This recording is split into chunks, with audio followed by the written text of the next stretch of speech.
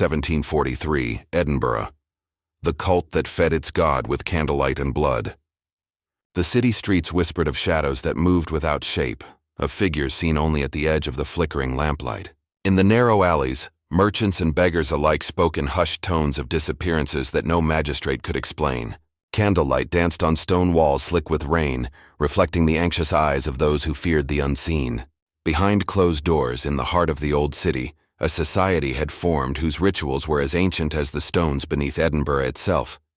They called themselves the Keepers, though no record in any ledger could account for their existence. The air was thick with fog and secrecy, and those who wandered too close to their gatherings felt an almost magnetic pull toward the darker corners of the city. It was said that at midnight, the Keepers emerged from hidden passages, carrying candles and grotesque symbols of devotion.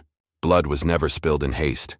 It was measured, ceremonial, and offered as an act of worship to an entity they refused to name aloud. Even the bravest city watchmen reported strange sounds, whispers that crawled along the stone, chanting that seemed to coil like smoke before vanishing into the damp night. Families living near the edges of the old town reported shadows moving inside their homes, candles lit in rooms where no visitor had entered, and a chilling sense that the walls themselves watched and waited. Scholars, when questioned, dismissed the rumors as superstition, yet even they recorded oddities: books missing from libraries, pages smeared with substances untraceable by known means, faint scents of incense and iron wafting in rooms long after the last human had left. Children spoke of secret doors that opened only at night, leading to halls that hummed with energy they could not name.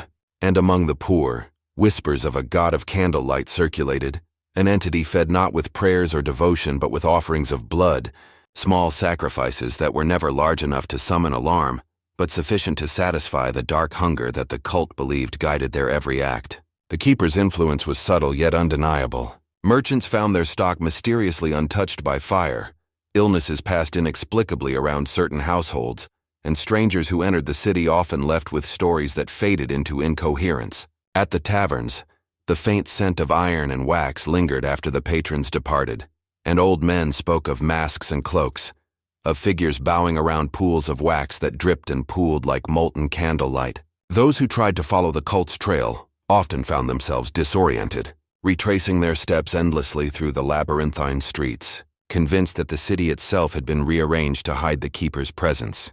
Every whispered rumor carried a truth no one dared verify. The cult thrived in the liminal spaces between life and death, devotion and desecration, where candlelight met blood in a ritual older than memory. The rituals began quietly, often with a single candle lit in a hidden corner, its flame casting dancing shadows that seemed to take on a life of their own. Soon, more candles joined, forming circles and patterns that only the initiated could comprehend. Each flame represented a soul, a promise, or a debt, and those who lit them felt the weight of unseen eyes upon their backs. Blood was introduced not with force, but with reverence, a deliberate offering to cement the connection between the mortal and the divine, or perhaps the monstrous, that the Keepers served. They whispered names that had not been spoken in centuries, reciting incantations that caused the air to thrum and the walls to pulse as if alive. Outsiders who accidentally stumbled upon these ceremonies often fled in terror, their minds haunted by visions of robed figures, candles reflecting off pale, solemn faces, and blood pooling like liquid light in the center of the ritual space. In the marketplace, merchants would notice faint markings on the cobblestones, smudged traces that led nowhere yet seemed to guide the curious toward hidden courtyards. A single word, scratched onto a post or wall, would vanish by morning, leaving only a residual sense of dread and fascination.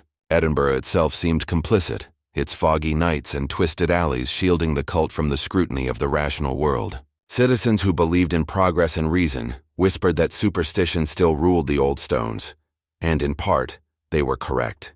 Those who dwelled too long on the past or peered too far into the night often vanished, leaving behind only an echo of fear and an imprint of candlelight upon their floors. Scholars and clergy tried to investigate, yet every lead dissolved like mist under the morning sun. Records were tampered with, witnesses silenced by fear or disappearance, and each step closer to the truth seemed only to deepen the shadows. In this environment of secrecy, the Keepers thrived. They recruited in silence, identifying those susceptible to awe and terror, teaching them that devotion was a language of power, and blood was the most persuasive argument of all. Children, orphaned or neglected, were particularly drawn to the rituals, their innocence twisted into a weapon to further the cult's mysterious ends.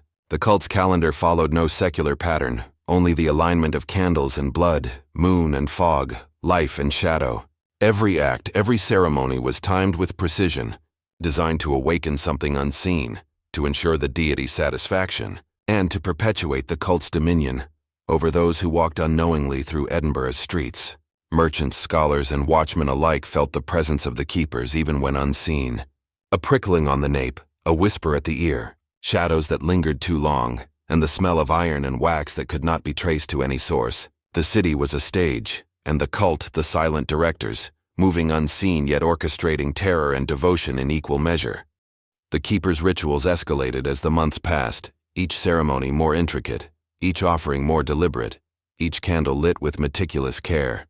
The sound of dripping wax echoed in hidden chambers, blending with the faint metallic scent of blood that clung to stone and wood alike. Those chosen to participate moved with reverence, their faces pale in the dim glow, eyes wide with a mixture of fear and devotion. Outsiders who glimpsed the gatherings from darkened alleys reported a disorienting effect, a sense that the walls themselves were alive, bending and shifting to guide the curious deeper into the cult's dominion. Every whispered incantation seemed to linger, embedding itself into the air, and even the bravest dared not speak of what they saw. Families near the old town recounted children speaking in tongues at night, their voices a combination of innocence and something far older, repeating names no human should know, and describing visions of candlelight dripping over stone altars, while shadows writhed like living entities. Scholars attempting to understand these phenomena often became obsessed, poring over manuscripts that hinted at forgotten deities and sacrificial rites. Yet the deeper they delved, the more they found themselves entangled in the cult's web,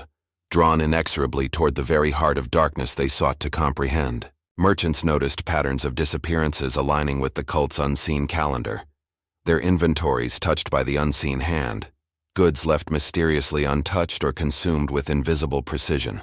The city itself became a labyrinth, streets bending and turning unnaturally, fog clinging heavier in certain quarters, as though Edinburgh itself were an extension of the keeper's will. At night, the chant of the cult could sometimes be heard in the distance, a low vibrating murmur, entwining with the howl of wind through narrow alleys, sending chills into the hearts of those who had not yet been initiated.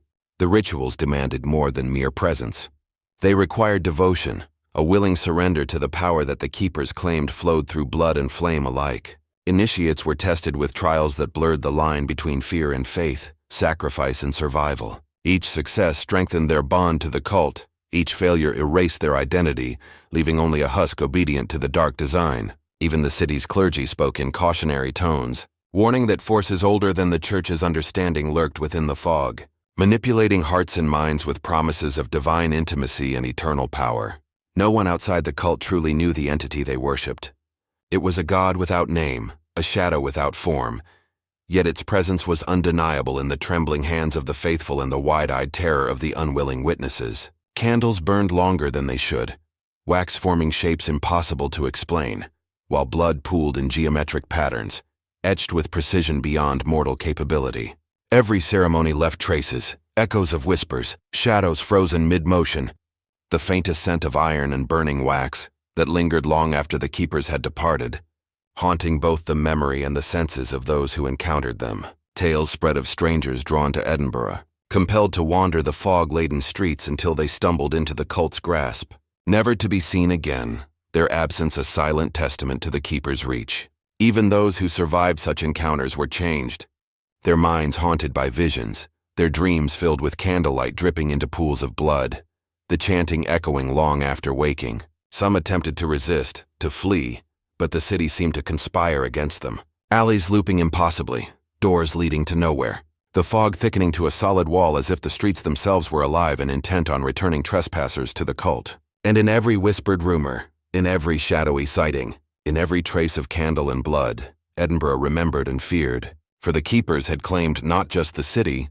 but the very souls of those who walked its ancient stones. This was no mere superstition. The cult existed in plain sight yet unseen, operating at the edge of perception, feeding an unknown hunger with devotion measured in wax and blood. By the candle's end, participants would emerge pale but fulfilled, their eyes reflecting the flickering light of the unseen deity, forever bound to the ritual that had claimed their nights and reshaped their understanding of fear and worship. And as dawn broke, the fog would lift just enough to reveal the normalcy of streets. Merchants opening shops as though nothing had occurred, children playing where shadows had danced hours before. While the echoes of candlelight and blood lingered only in memory, a haunting residue of a cult that thrived on secrecy, devotion, and the dark allure of Edinburgh itself. Edinburgh in 1743 was a city of contradictions, where Enlightenment ideas flickered alongside the persistent shadows of superstition. Narrow cobblestone streets wound through towering tenements, their facades blackened by soot and damp, forming a labyrinth that both protected and concealed the hidden corners of the city. Merchants bustled along the Royal Mile, their voices carrying over the clatter of horse hooves and the cries of street vendors. Yet beneath this ordinary chaos, whispers of the keepers persisted. These rumors were dismissed by many, yet those who had witnessed the strange occurrences could not forget the chilling presence that seemed to permeate the fog-laden alleys. The cult drew its members from society's fringes: orphans, vagabonds, scholars disillusioned by conventional religion, and those who felt an inexplicable pull toward the arcane.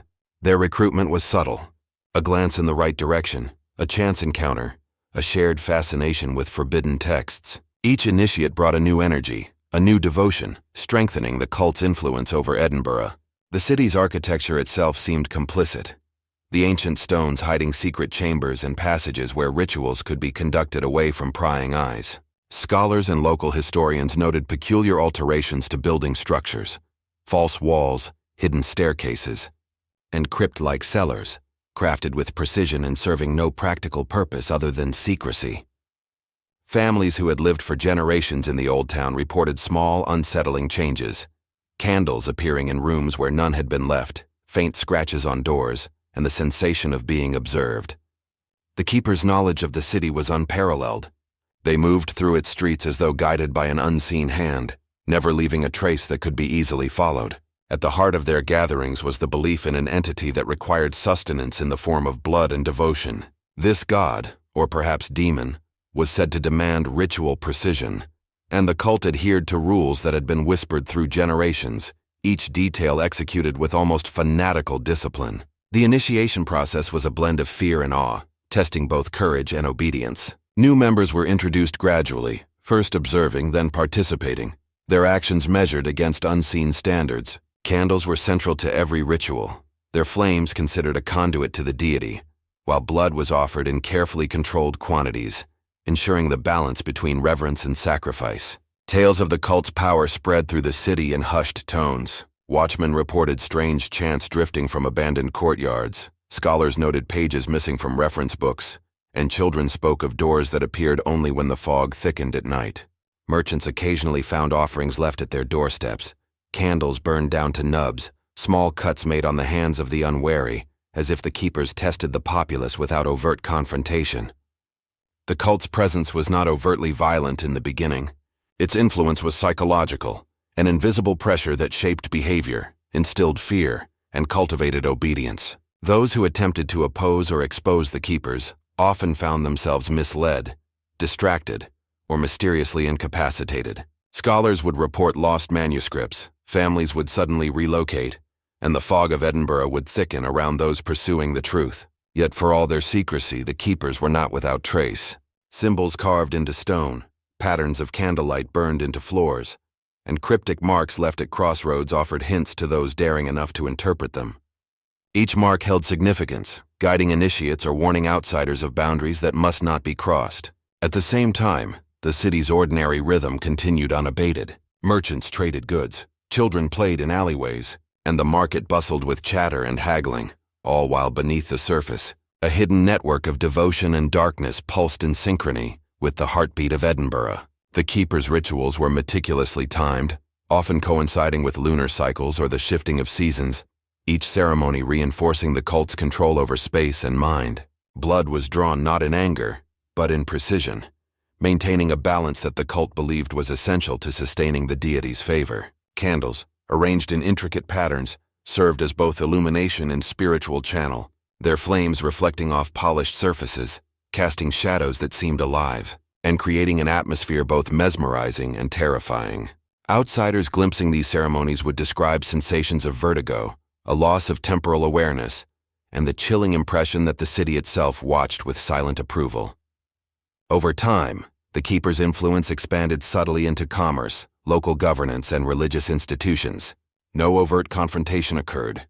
Instead, compliance was cultivated through fear, fascination, and the unseen manipulation of those who wandered too close to the cult's orbit. The city became a dual reality, one of normalcy in the daylight, and another of whispers, shadows, and ritual under the cover of night. Each new recruit strengthened the unseen network, each ceremony reinforced devotion, and each blood offering tied the mortal world more firmly to the inscrutable presence that the keepers served. The deeper history of the keepers was shrouded in obscurity, stretching back decades before 1743, whispered in fragmented tales and cryptic documents. Records in the city archives hinted at gatherings that predated the known cult, references to masked figures and secret societies performing rites in hidden chambers beneath Edinburgh. These early mentions were scarce, often dismissed as folklore, yet subtle consistencies suggested a continuity of purpose, a devotion to a deity that demanded candlelight and blood.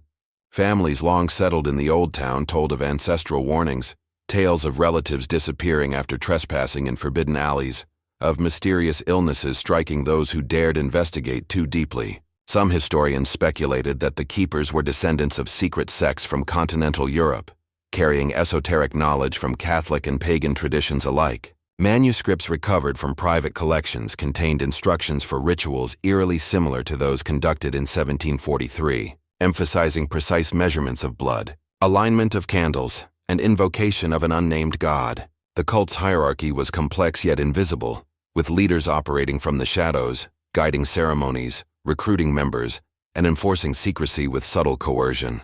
Initiates were often elevated in rank only after proving unwavering obedience and understanding of the esoteric symbols that governed the cult's practices. Every ceremony, no matter how small, reinforced the belief in a higher, darker order, and the presence of the deity was palpable, though unseen. Citizens of Edinburgh sensed the cult's growing power, though many lacked the language to articulate it.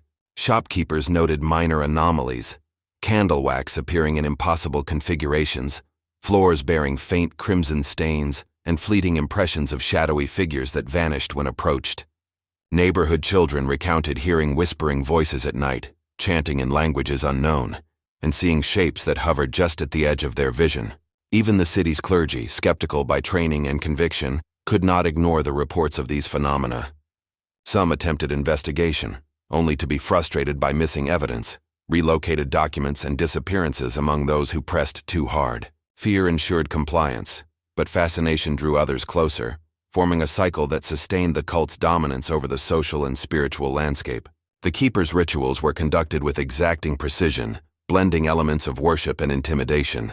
Candles were arranged to cast interlocking shadows, forming geometric patterns that were believed to channel divine or demonic energy. Blood was offered not impulsively but as a symbol of devotion, meticulously measured to align with ritual timing. Initiates who failed to follow instructions precisely were disciplined, sometimes through psychological manipulation, other times through physical demonstration of consequences, reinforcing the authority of the unseen deity. Over time, the cult's influence seeped into everyday life, invisible yet pervasive. Merchants who once ridiculed superstition found themselves subtly manipulated into compliance. Scholarly inquiries into occult practices were quietly derailed. Rumors of the keeper's power spread silently through the populace, instilling both fear and respect. The city became a dual existence. Daylight brought commerce, social gatherings, and ordinary activity, while night concealed a darker rhythm where candlelight flickered over sacrificial spaces and whispered incantations echoed through alleys. Every act of devotion, every whispered chant, every carefully measured offering reinforced the keeper's grip on Edinburgh's spiritual and social landscape.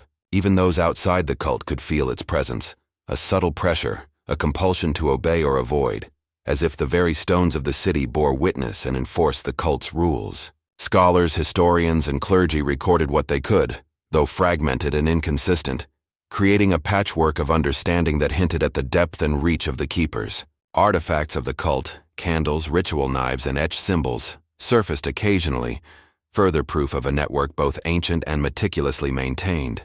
The cult's adherence to secrecy, precision, and ritual ensured that their presence remained largely undetected by the casual observer. Yet the weight of history, memory, and fear suggested that the keeper's influence was enduring, shaping not only the lives of those within the cult, but also the fabric of Edinburgh itself. Every shadowed alley, every flickering candle, and every whispered chant contributed to a cityscape where fear and devotion intertwined seamlessly, where the unseen hand of the cult guided events from the periphery, and where candlelight and blood dictated the rhythm of hidden life. The legacy of the keepers was thus both terrifying and meticulous, a carefully maintained balance between revelation and concealment, devotion and terror, life and death, ensuring that the cult's presence would echo long beyond any mortal lifespan.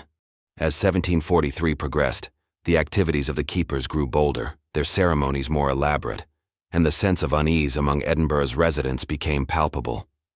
Candlelight flickered from hidden windows and cellars, casting grotesque shadows across stone walls, hinting at events no ordinary citizen dared witness. Rumors spread through the city, carried on whispered breaths in taverns and marketplaces, of people disappearing without a trace, of strange noises echoing through alleyways, and of figures moving silently under the cover of fog. Those who had encountered the cult described a disorienting sensation, as if time itself bent to accommodate their rituals, moments stretching or compressing in unnatural ways, leaving witnesses questioning reality. Scholars and clergy attempted to investigate these accounts, seeking rational explanations, yet their efforts were repeatedly thwarted by the cult's careful orchestration. Streets seemed to shift when pursuers approached, doorways led to nowhere, and shadows moved independently of their sources, guiding the uninitiated toward paths chosen by the keepers. The city's fog became an accomplice, thickening in certain quarters as if it were a sentient barrier, protecting the cult's secrets from intrusion. Initiates, selected with care, were trained to navigate this urban labyrinth, moving silently, observing patterns, and participating in rituals that tested both faith and courage. Each ceremony involved intricate arrangements of candles, the placement of blood, and chanting in languages long forgotten, all conducted with meticulous precision. Outsiders who stumbled upon these rites reported a sense of vertigo, a loss of temporal awareness, and the chilling impression that the walls themselves watched, pulsing with energy that was neither human nor natural. Stories circulated of solitary travelers compelled to follow trails of candlelight that appeared and vanished without warning, leading them into hidden courtyards where ritualistic symbols were etched into stone floors, pools of wax and blood forming intricate patterns meant only for the eyes of the initiated. Neighborhood children spoke of ghostly figures moving through the fog, their faces hidden beneath hoods, carrying lit candles and murmuring incantations that stirred fear and fascination. Families began noticing subtle signs of intrusion, objects rearranged, strange markings on doors and walls, and the faint, persistent scent of iron and melted wax. Even the city's clergy admitted a growing sense of power beyond their understanding, the weight of unseen forces pressing on their perception and judgment. The keepers were careful, leaving no overt evidence of their presence, yet the psychological impact was undeniable. Fear, curiosity, and awe intertwined, drawing more individuals toward the cult's orbit, whether willingly or by subtle coercion.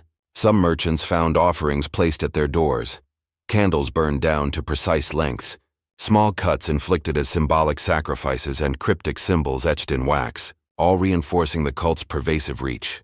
Those who tried to document these occurrences often met with misfortune.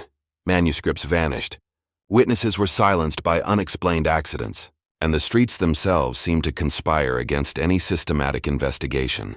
The rituals themselves escalated in intensity, each step measured to heighten devotion and instill fear simultaneously. Candles were arranged in geometric patterns that supposedly focused spiritual energy, and blood was offered with ceremonial exactness, believed to sustain the unseen deity. The combination of light and blood created an atmosphere both mesmerizing and terrifying, enveloping participants in a sense of sacred dread. Outsiders caught in these ceremonies described seeing shapes in the candlelight that moved with intention, shadows that twisted unnaturally, and faces that appeared human but conveyed something far older, more sinister. The fog, the shadows, and the chanting intertwined to form a living tableau of devotion and horror, a performance that tested the limits of human perception and endurance. The cult's meticulous timing ensured that each ritual coincided with the natural and supernatural rhythms of the city. Moon cycles, tides, and atmospheric changes, enhancing the sense that the keepers were conduits to a reality beyond mortal comprehension. Citizens unaware of the cult's inner workings nonetheless felt the ripple of its presence. A chill in the air, fleeting shadows at the corner of vision, and the faint metallic scent of blood served as constant reminders that unseen eyes watched, measured, and judged. In the marketplace, merchants noted patterns of anomalies that could not be explained by coincidence alone. Goods untouched by fire, illnesses bypassing certain households, and a general unease among neighbors that seemed synchronized with the cult's hidden calendar. Even the bravest watchmen reported sensations they could not describe, a sense of being guided or misled, of paths appearing and vanishing in ways that defied logic. Every whispered tale, every fleeting sighting, every unexplained phenomenon contributed to the growing legend of the Keepers, a legend that blended fear, reverence, and fascination into an unbreakable grip over the minds of Edinburgh's citizens. The deeper into the year the city moved, the more audacious the Keepers became. Their ceremonies expanded in scale, involving larger numbers of initiates and more elaborate arrangements of candles and sacrificial symbols. Streets and alleys became conduits for their influence, fog thickening unnaturally in areas where gatherings were imminent, creating a protective shroud that kept prying eyes at bay. Witnesses who accidentally stumbled upon these events reported overwhelming sensations. Time dilated and contracted unpredictably, shadows appeared animate, and the air seemed charged with an invisible, almost sentient energy. Children in the old town began recounting frightening tales, doors that appeared only when the fog thickened, whispers calling their names from empty alleyways, and flickering candlelight in rooms where no one should have been. Families reported objects rearranged overnight, minor injuries of untraceable origin, and a lingering metallic scent that defied rational explanation. Scholars attempting to catalog these events found themselves ensnared, misled by manipulated records, disappearing manuscripts, and the pervasive fear that gripped those who dared investigate. Even the clergy, traditionally a bastion of rationality, admitted to unease, sensing a presence beyond comprehension, an influence that extended into the very stones of the city. Initiates underwent tests of obedience and faith, each ritual reinforcing devotion while instilling subtle fear, conditioning them to the deity's will. Candles were aligned meticulously, their flickering flames casting shadows that seemed alive, while blood was measured and offered in precise quantities, symbolic of balance and devotion. Those who failed to adhere strictly to the prescribed rites faced immediate consequences, often subtle, psychological, but occasionally more severe, ensuring that obedience remained absolute. Tales circulated of strangers drawn inexorably into the cult's orbit, wandering the fog-laden streets until they stumbled upon secret courtyards where candles and blood created hypnotic patterns, the chanting echoing in ways that left witnesses disoriented and terrified. Merchants discovered small offerings at their doors, candles burned to exact specifications, minor scratches or cuts that marked them symbolically, and faint inscriptions in wax that only the initiated could interpret. The city's ordinary rhythm continued during the day, markets bustling, children playing, citizens conducting their daily lives, yet a shadow world persisted beneath. Operating invisibly, its influence both subtle and pervasive. Every candle lit, every drop of blood offered, every whispered chant deepened the cult's hold on Edinburgh. The Keeper's knowledge of the city was unparalleled, allowing them to manipulate space and perception, creating a labyrinthine environment that disoriented outsiders, while guiding initiates with unerring precision. The rituals grew more intricate, incorporating ancient incantations, symbolic arrangements, and precise timing that coincided with lunar phases and atmospheric shifts, enhancing the sense that the cult operated beyond mortal constraints. Even those unaware of the Keepers felt their presence. A shiver in the fog, a fleeting shadow, a metallic scent in the air, the city itself seeming to pulse in rhythm with the cult's unseen heartbeat. Merchants, watchmen, and scholars alike reported subtle anomalies, goods untouched by fire or decay, inexplicable shifts in human behavior, and patterns that suggested guidance by forces beyond comprehension. Every action, every ceremony, every carefully placed candle and offering reinforced the cult's dominion, extending its reach both physically and psychologically. Observers who attempted to intervene or expose the Keepers often faced misfortune, lost documents, vanishings, or repeated disorientation in the streets. The cult maintained a careful balance, ensuring secrecy while expanding influence, devotion while instilling fear, and control while remaining invisible. Candlelight and blood became the twin pillars of their power, symbols of devotion, instruments of terror, and tools to shape the human psyche. Each ritual left lingering impressions, shadows frozen mid-motion, whispers echoing long after participants departed, and a pervasive sense that the city itself had become a stage for forces unseen but palpably felt. The keeper's manipulation of space, perception, and ritual created an environment in which ordinary life continued by day, yet night brought a palpable dread and fascination, drawing both the willing and the unwitting into the ever-tightening web of devotion, fear, and mystery. Edinburgh had become a city divided between the visible and the unseen, the ordinary and the arcane, with candlelight and blood marking the boundaries of power, devotion, and terror. The culmination of the keeper's rituals in 1743 reached a terrifying apex, a night when the city's fog thickened to near impenetrability, and the streets seemed to vanish into shadow. In the hidden chambers beneath the old town, the cult gathered in unprecedented numbers, their candles forming concentric circles that illuminated faces pale with fear and devotion alike. The air was heavy with the metallic scent of blood, mingled with the acrid aroma of burning wax, an atmosphere charged with anticipation and dread. Initiates moved with precision, carrying offerings, arranging candles, and whispering incantations that vibrated through the stone walls, creating a resonance that seemed almost alive.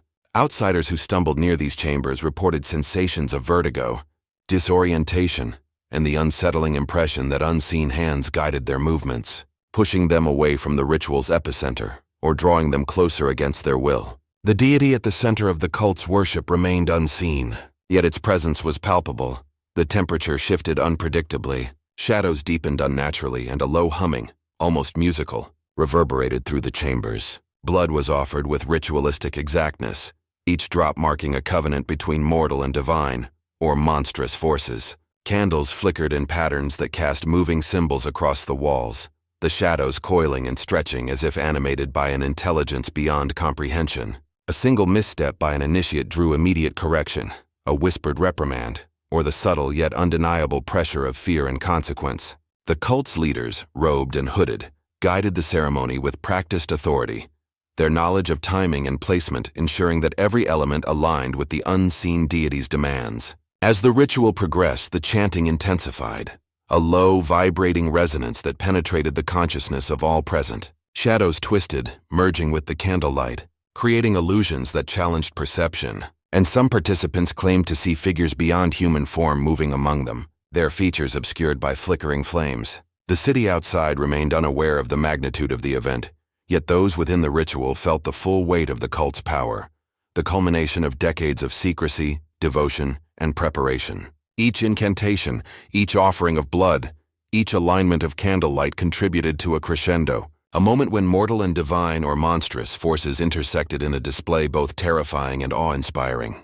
Witnesses, both voluntary and accidental, reported visions that defied explanation, floors that appeared to ripple like water, shadows stretching into forms impossible to trace, and a sensation of being observed simultaneously from every angle. The keeper's influence extended beyond the chambers, subtly shaping perception, guiding attention, and ensuring that the ritual unfolded precisely as intended. Those uninitiated and present were overwhelmed, their senses flooded with stimuli that seemed both external and internal, their minds struggling to reconcile reality with what they witnessed. The high point of the ceremony involved a symbolic offering of blood, performed with exacting care, as candles burned to precise lengths, their flames synchronized in rhythm with the chanting. The effect was immediate and profound. A collective shiver passed through the participants, shadows deepened, and the unseen presence was felt pressing against the boundaries of perception, asserting dominance without form, a deity both merciful and terrifying. The intensity of the ritual peaked as the chanting reached a resonant pitch, shadows coiling into patterns that suggested eyes, limbs, and faces beyond comprehension, a visual manifestation of devotion and terror intertwined. The leaders maintained control, ensuring that no fear turned to panic, no awe to rebellion, guiding the participants through the culmination with practiced hands and unwavering authority. Outsiders who later recounted fragments of the event spoke of moments where time seemed suspended, where candlelight and blood merged into a single, unbroken tapestry of energy and power, leaving an indelible mark on memory. The ritual's precision, Its scale and its atmosphere combined to create an experience both mesmerizing and horrifying, a testament to the keeper's mastery over fear, devotion, and perception. Every action, every chant, every flicker of flame reinforced the cult's belief system, binding participants to the unseen deity, solidifying their devotion, and demonstrating the tangible power of secrecy, ritual, and fear when wielded by those who understood the city's hidden paths. As the ceremony approached its conclusion, the air grew thick with anticipation, the energy almost tangible, and those present felt a sense of both release and continuation, knowing that the culmination of this night would echo far beyond the stone walls and foggy streets of Edinburgh. The final moments of the ritual were a symphony of candlelight and blood, each element orchestrated with chilling perfection. Shadows stretched and twisted across the chamber walls, forming shapes that defied logic. Limbs where none existed, faces that seemed to breathe in the flickering glow, eyes that followed every movement. The participants, cloaked and hooded, moved in unison, their chants weaving a resonant hum that reverberated through stone and bone alike, as if the very structure of the city had become part of the ritual. Blood, offered in deliberate quantities, traced intricate patterns on the floors, mingling with wax in a grotesque mosaic that pulsed with symbolic energy. The keeper's leaders presided silently, hands raised in measured gestures, guiding the flow of devotion, fear, and power, ensuring that every element aligned with the unseen deity's expectations. Time became fluid. Minutes stretched into hours, yet the participants remained entranced, bound by obedience, terror, and awe. Some claimed to feel the walls themselves breathing, shadows slithering and curling around them, and a presence pressing at the edges of consciousness, unseen but undeniable. Outsiders who glimpsed through hidden doorways reported sensations of vertigo and disorientation, hearing chanting that seemed to come from every direction at once, and witnessing candle flames that danced against the laws of physics, bending toward unseen sources of energy. The culmination of the ceremony was marked by a crescendo of sound and motion. The chanting intensified to a resonant pitch. Candles flickered in synchronized patterns, and the pooled blood on the chamber floor seemed to shimmer, reflecting shapes that were not truly there. The keepers, fully devoted and disciplined, guided the initiates through the final offering, each action precise, deliberate, and weighted with significance. In that moment, the boundary between mortal and divine, or monstrous, felt permeable, as though the unseen deity extended its influence into the very minds and bodies of those present. Fear and reverence intertwined, creating a heightened state of awareness. Yet participants remained obedient, compelled to complete the ritual exactly as prescribed. Some later recounted seeing figures coalesce from the shadows, not fully human, nor fully spectral, their movements deliberate, their gaze penetrating, though none dared approach or speak. The ritual ended not with applause, not with overt celebration, but with a profound stillness, a charged silence that spoke louder than any sound. Candles burned low, shadows retreated, yet the atmosphere remained thick with the residue of the ceremony, whispers lingering in the corners, the scent of iron and wax heavy in the air, and a sense of awe and terror that clung to every participant. The leaders dismissed the participants with measured gestures, ensuring that the psychological and spiritual imprint of the event remained indelible. Those who left carried the weight of the ritual into the foggy streets, their minds haunted by visions of candlelight and blood, of shapes and figures that could not exist in the rational world, of a presence felt but unseen. In the following days, Edinburgh felt the echo of that night. The fog seemed heavier in certain alleys, shadows lingered longer, and an almost imperceptible tension hung over the city. The keepers had achieved a climax not only in ritual but in influence, asserting dominance over perception, fear, and devotion, leaving the city forever altered in subtle, almost imperceptible ways. The balance of secrecy, terror, and reverence was maintained flawlessly. No witness could fully comprehend or describe what had occurred, and those within the cult understood that their devotion had reached a new apex. Candlelight and blood, symbols of worship and power, had fused in a culmination that solidified the keepers' presence, reinforcing their dominion over Edinburgh's hidden and visible worlds alike. The city of Edinburgh awoke in the days following the keepers' climactic ritual to a subtle but pervasive sense of unease. Streets that had previously seemed ordinary now carried shadows that lingered longer than natural, twisting along the edges of vision, coiling and stretching as if alive. Merchants reported that goods they had previously considered lost or stolen returned mysteriously, untouched and perfectly arranged, while new anomalies appeared. Faint crimson stains on stone thresholds, doors found slightly ajar when they had been locked, and the lingering scent of iron and wax that could not be traced to any human source. Families spoke quietly of children who whispered in unknown tongues at night, eyes wide and unblinking, reciting phrases no one recognized, as though some hidden knowledge had seeped into their minds. Scholars, historians, and clergy attempted to document these occurrences, yet every lead dissolved into frustration. Manuscripts disappeared, records were altered or lost, and witnesses either fled the city or became inexplicably silent. The influence of the keepers extended beyond mere superstition. It was tangible, psychological, and pervasive. Citizens felt compelled to behave in ways subtly aligned with the cult's unseen will. Hesitation when crossing certain streets, a heightened awareness of shadows, and the occasional inexplicable draw toward areas long avoided. Those who had participated in the ritual experienced a more profound transformation. Initiates reported dreams filled with flickering candlelight and flowing blood, visions of shapes and figures that defied rational explanation, and a lingering, oppressive sense that they remained observed. Their perception of reality shifted. Ordinary sounds seemed charged with hidden meaning. Fleeting shadows became messages, and every reflection hinted at the presence of something beyond human comprehension. Merchants, tavern keepers, and citizens alike became participants in a citywide theater, their actions subtly guided by the unseen influence of the keepers. Patterns emerged, trades conducted in silence, strangers moving with inexplicable purpose, and whispers in the fog that seemed to direct behavior without a clear source. Outsiders who had been inadvertently present at rituals found themselves changed as well, often reporting sensations of vertigo, loss of temporal awareness, and an unsettling feeling of being watched long after leaving the city. These after-effects ensured that the cult's power extended beyond its physical gatherings, embedding itself into the very psyche of Edinburgh's populace. The city's architecture seemed to respond. Corridors twisted, staircases led to unexpected chambers, and hidden doorways that had never been noticed before appeared with unnerving regularity. Scholars attempting to chart these anomalies discovered that Edinburgh had become a labyrinthine stage, where normality was a thin veneer over an invisible, meticulously maintained network of ritual influence. The keeper's presence was subtle yet undeniable.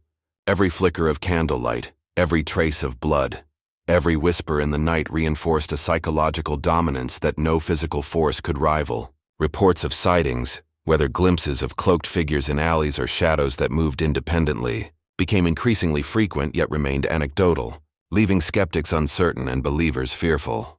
The population adapted in ways that were almost imperceptible: avoidance of certain streets, hesitation to investigate unfamiliar noises, and an innate understanding that some places were not to be entered after dark. The cult had effectively expanded its reach without confrontation, relying on psychological influence, awe, and terror to maintain control. Meanwhile, the keepers themselves continued to operate in secrecy, recruiting new members, reinforcing devotion, and preparing for future rituals. Their mastery of timing, environment, and human perception ensured that each event left a lasting imprint on the city and its people. Candlelight and blood, symbols of their devotion, became markers in a cityscape that existed simultaneously in daylight and shadow, ordinary and extraordinary.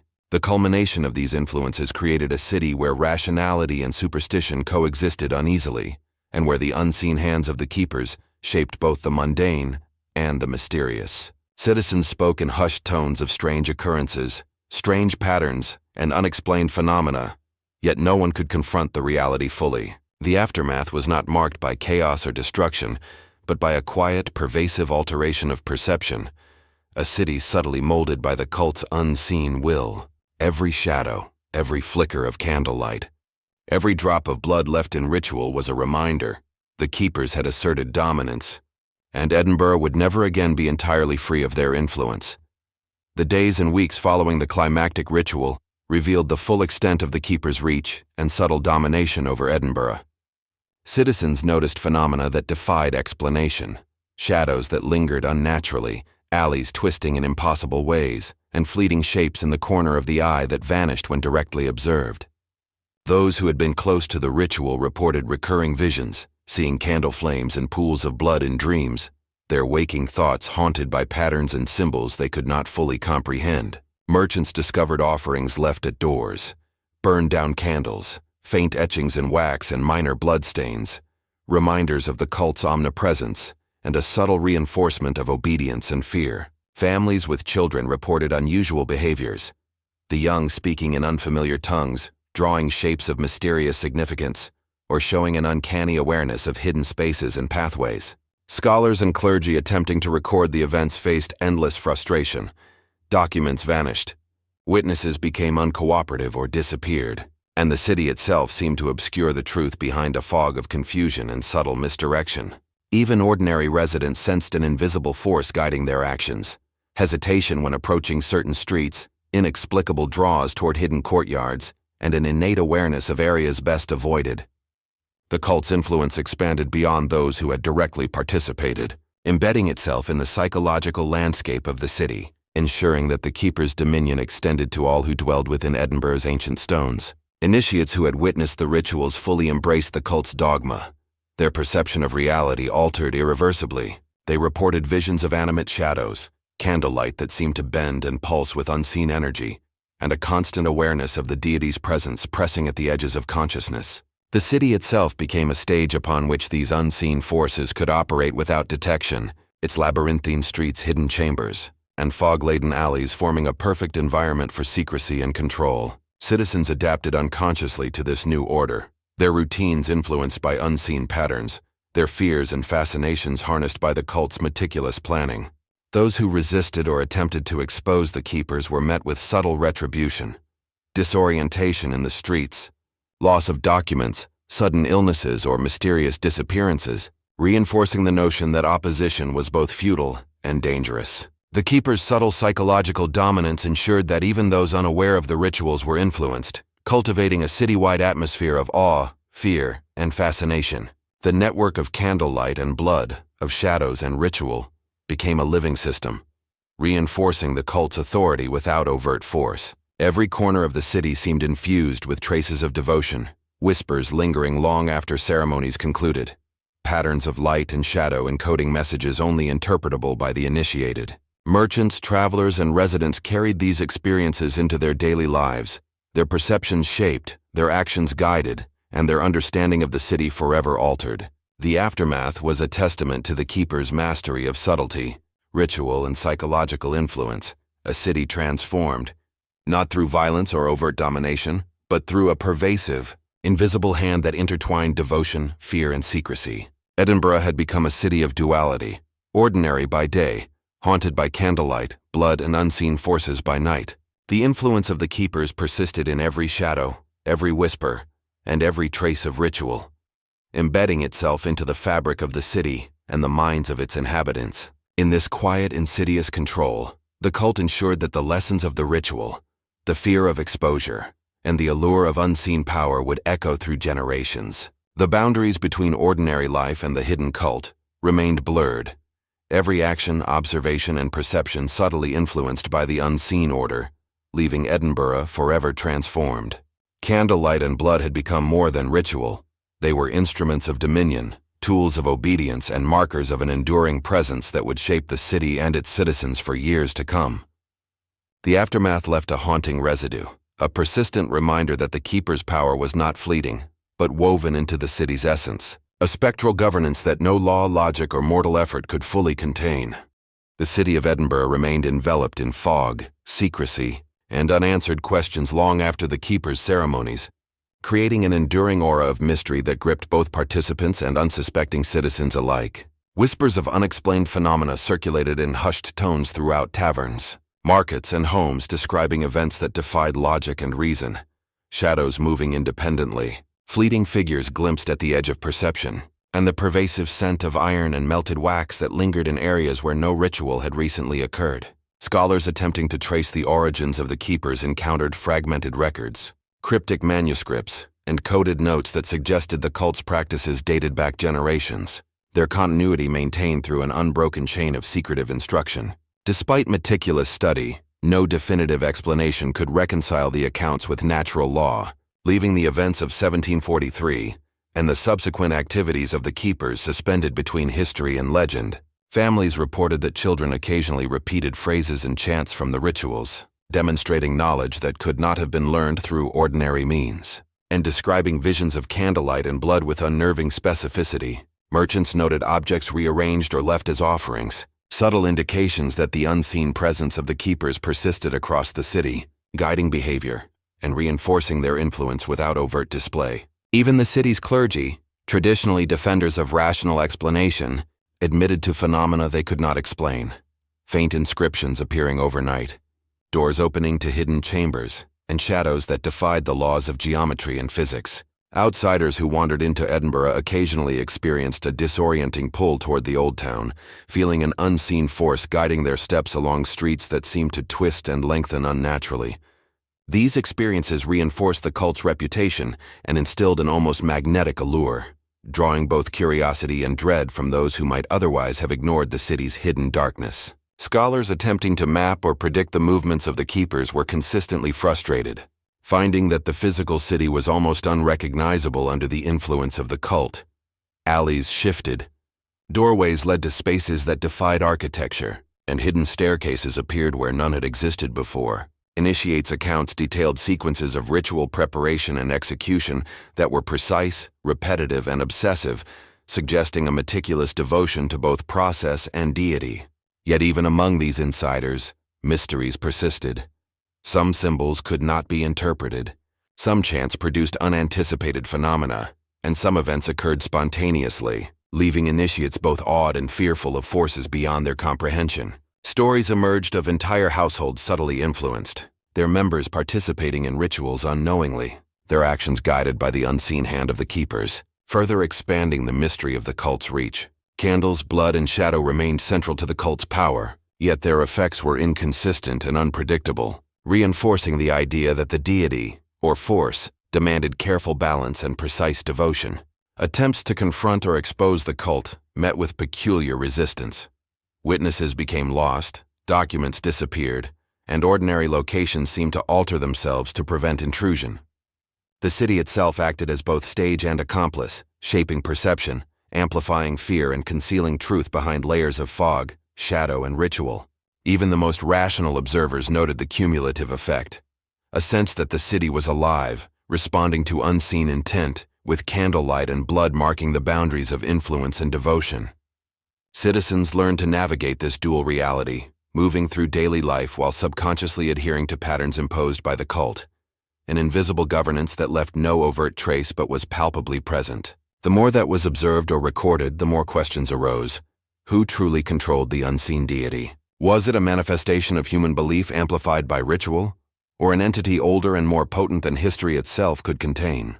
The keeper's ability to maintain secrecy, extend influence, and manipulate perception without exposure created an enduring enigma, a paradox of visible and invisible power. And while some sought answers, others succumbed to fear, abandoning inquiry and leaving the mysteries of candlelight and blood to the shadows, ensuring that the cult's influence persisted, quietly, invisibly, and inexorably. The city itself became a living testament to unanswered questions.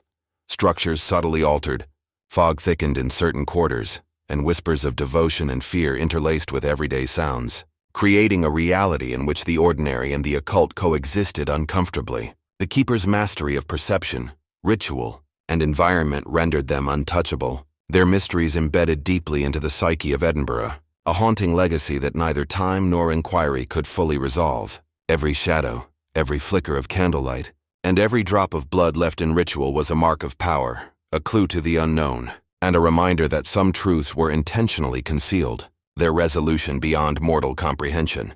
As months and years passed after the keeper's climactic ritual, the sense of unresolved mystery in Edinburgh only deepened, embedding itself into the city's culture, streets, and psyche. Scholars, chroniclers, and clergy continued their investigations, meticulously documenting the anomalies, yet every attempt to compile a coherent understanding ended in frustration. Candles appeared in unexpected locations, sometimes burned down to nubs, sometimes untouched for days, always in patterns that defied conventional logic. Bloodstains surfaced in locations previously untouched by human presence, forming intricate symbols that initiated could recognize but others could not interpret.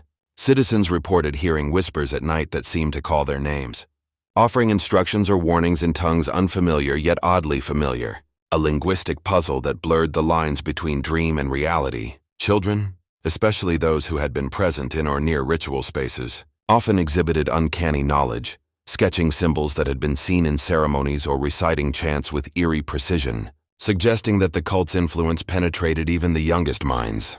Merchants and residents encountered inexplicable occurrences, doors opening or closing without reason, objects displaced in exact sequences, and fleeting visions of cloaked figures that appeared and vanished before any investigation could be conducted. These subtle manipulations created an enduring psychological imprint on the populace, instilling both awe and fear, ensuring that the cult's influence persisted far beyond the immediate participants. Attempts to physically map or contain the cult's influence were futile. Alleys shifted, staircases appeared or disappeared, and fog thickened unpredictably, creating a cityscape that resisted observation and reinforced the sense of mystery. Outsiders reported disorientation when attempting to navigate certain areas, often finding themselves drawn to locations of past rituals or emerging in completely different streets than intended, a phenomenon suggesting manipulation not just of perception, but of spatial reality itself.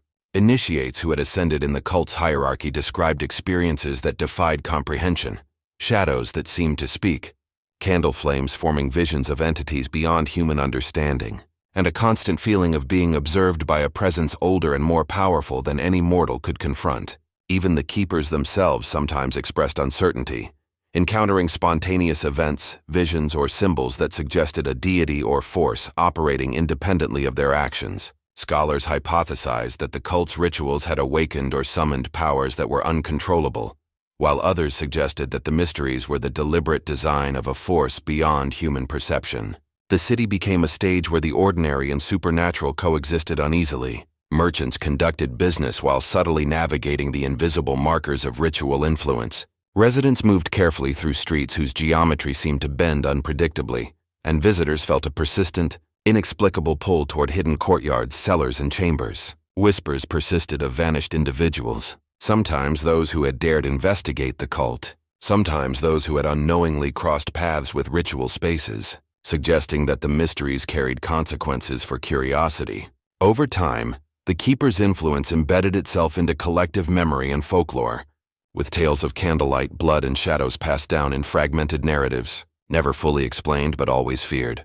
Attempts to rationalize or debunk these stories failed, as each attempt to impose order revealed new layers of mystery, shadows that moved independently, whispers that anticipated questioning, and visions that left witnesses questioning the nature of reality itself.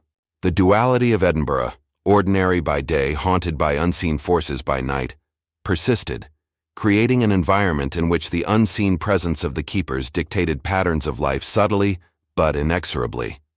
Every candle lit, every symbol etched in blood, every whispered chant contributed to a city alive with hidden meaning, a reality in which curiosity could be dangerous, perception was unreliable, and mystery reigned supreme. The lingering impact of the rituals, the persistent anomalies, and the unseen guidance of the keepers ensured that Edinburgh remained a city where history, superstition, and fear intertwined, a place where some questions were destined never to be answered, and where candlelight and blood marked both devotion and danger.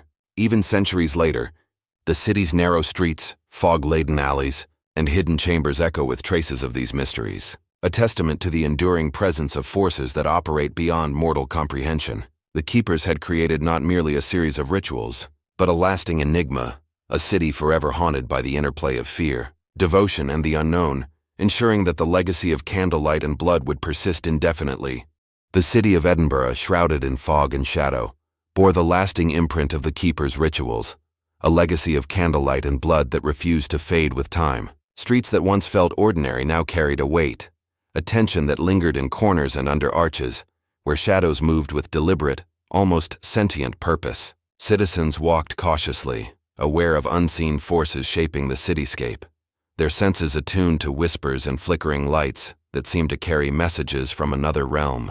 Initiates who had survived the rigorous ceremonies spoke of a haunting clarity, visions of dancing flames, pools of blood etched with incomprehensible symbols, and a constant awareness of the unseen deity that had presided over their devotion. Merchants, families, and scholars alike noted patterns in everyday life that echoed the cult's influence. Objects rearranged inexplicably, fleeting sounds of chanting at night, and an unshakable feeling that some areas were forbidden, even without visible barriers. The city itself seemed complicit, alleys twisting and elongating unpredictably, staircases appearing where none existed, and fog thickening selectively, creating an environment that blurred the line between ordinary existence and ritualistic manipulation. Those who had attempted to investigate the keeper's activities often vanished, leaving no trace except fragmented records, anecdotal accounts, and a pervasive sense of dread. Outsiders entering Edinburgh reported disorientation, a pull toward hidden courtyards, and an instinctive avoidance of certain areas, suggesting that the city had absorbed the rituals into its very structure. Candlelight and blood, central to every ceremony, had become symbolic markers of power, devotion, and the unseen authority that guided events from the shadows. Even decades later, citizens and visitors felt their influence. The subtle guidance of perception, the compulsion to obey or avoid, and the inescapable imprint of the cult on the collective consciousness. Stories passed down over generations, fragmented and often contradictory, hinted at the cult's meticulous orchestration and the terrifying potency of its rituals. Scholars speculated that the keepers had accessed forces beyond comprehension, blending human devotion with something older, more enduring, and possibly malevolent. Families recounted tales of ancestors compelled to participate unknowingly, children demonstrating uncanny knowledge, and ordinary individuals swept into the hidden machinations of candlelight and blood. The influence extended beyond the participants, shaping perceptions, decisions, and behaviors in ways subtle and profound, ensuring the cult's legacy endured invisibly yet undeniably. The city had become a theater of perpetual duality, ordinary by day, haunted by ritual and shadow by night. Every flicker of flame, every trace of blood, every whispered chant in the darkness reinforced the presence of forces that refused to be named, yet demanded recognition. Even the most skeptical observers found themselves caught between disbelief and the undeniable weight of experience, sensing that some truths lay deliberately concealed, their revelation reserved for those willing or compelled to perceive them. The keeper's rituals, meticulous in detail and exacting in execution, had not only transformed participants but had inscribed themselves into the architecture, psyche, and very fabric of Edinburgh. Over time, the city became a living testament to devotion intertwined with fear, secrecy entwined with power, and mystery inseparable from reality. Candlelight flickered in hidden alcoves, shadows moved with intentional subtlety, and the lingering scent of wax and blood reminded all who passed that the unseen deity's influence was permanent, pervasive, and inscrutable. Those who attempted to probe too deeply into these mysteries often vanished, their fates unknown, their absence reinforcing both fear and reverence. And so Edinburgh existed in a liminal state, forever haunted by the legacy of the keepers, a city where candlelight and blood marked the boundary between the ordinary and the eternal, where devotion was inseparable from terror, and where some questions would remain unanswered for all time.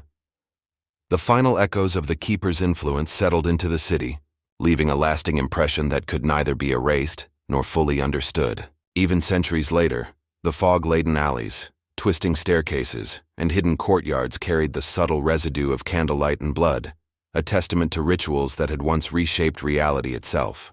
Citizens long removed from the event still reported fleeting sensations, shadows that moved unnaturally, whispers brushing against consciousness, and an instinctive caution in areas once occupied by the cult. Initiates, now elders or departed, spoke of visions that persisted throughout their lives, dancing flames forming incomprehensible symbols, pools of blood reflecting shapes beyond human perception, and a constant oppressive sense of the unseen deity's scrutiny. Scholars attempting to chronicle these phenomena faced endless frustration. Documents were lost, records altered, and testimonies conflicted, reinforcing the unknowable nature of the cult's legacy. Families told of inherited fears and knowledge, children demonstrating uncanny familiarity with rituals they could not have witnessed, and recurring visions of candlelight and blood etched into the subconscious. Merchants and residents alike adapted unconsciously to the lingering influence, navigating the city with subtle caution, their actions guided by invisible markers of past devotion and ritual. Even the city's architecture seemed complicit, corridors elongating unexpectedly, staircases appearing or vanishing, and fog thickening selectively. all orchestrated by the invisible presence of the keeper's legacy. The duality of Edinburgh persisted. Ordinary life continued under daylight, while nightfall brought awareness of forces unseen yet palpably present. Candlelight and blood had become more than ritualistic tools. They were instruments of psychological dominion, markers of devotion, and signs of a reality operating beyond human comprehension. Every flicker, every stain, and every shadow served as a reminder that the keeper's influence was enduring, shaping both perception and environment. Those who sought understanding were met with frustration, fear, or disappearance, ensuring that the mysteries remained intact, unchallenged, and powerful. Over time, the legacy became woven into folklore, legend and memory, tales of devotion, terror, and the supernatural passed through generations, preserving the aura of fear and fascination surrounding the cult. The city, its streets, and its people became conduits for the invisible power, a network maintained through perception, ritual memory, and subtle manipulation. Candlelight flickered in hidden corners, shadows moved with purposeful grace, and the scent of wax and iron persisted as silent reminders of devotion, fear, and control. Edinburgh existed as a city suspended between reality and the unknown, where ordinary experience was interlaced with the traces of ritual, and where the unseen presence of the keepers demanded acknowledgement through both subtle influence and enduring mystery. In every whispered account, fleeting shadow, and lingering scent, the past lived on, shaping the present, guiding behavior, and reinforcing the permanence of the cult's power. Candlelight and blood had not only marked the city, but had become intrinsic to its essence, embedding fear, devotion, and mystery into the collective consciousness of its inhabitants. The keeper's legacy endured in every corner, every alley, and every shadowed room, a haunting reminder that some forces, once awakened, cannot be contained, and some rituals leave marks on reality itself that last for centuries. Edinburgh remained a city of dual truths, seen and unseen, ordinary and arcane, illuminated by candlelight stained by blood, and forever under the silent gaze of a presence that could neither be comprehended nor escaped. The city's inhabitants, knowingly or not, carried the weight of this enduring power, their lives subtly guided by rituals, shadows, and devotion, a haunting testament to the cult that had fed its god with candlelight and blood.